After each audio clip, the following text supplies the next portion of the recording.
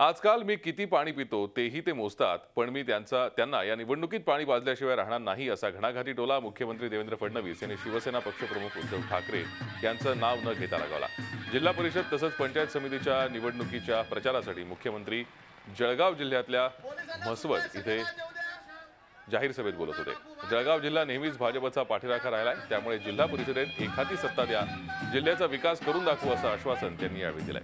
दरम्यान महसूल मंत्री आणि जळगावचे पालकमंत्री चंद्रकांत पाटील, जलसंपदा मंत्री गिरीश महाजन तसंच माजी महसूल मंत्री एकनाथ खडसे यांची या सभेला उपस्थिती होती।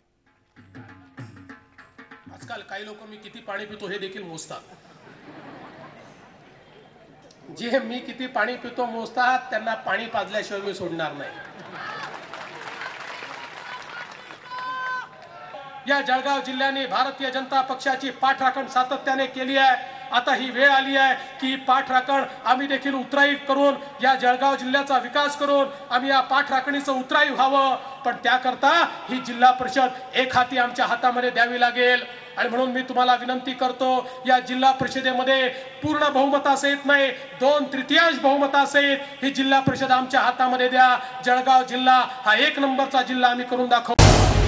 झी 24 तास रहा एक पाऊल पुढे।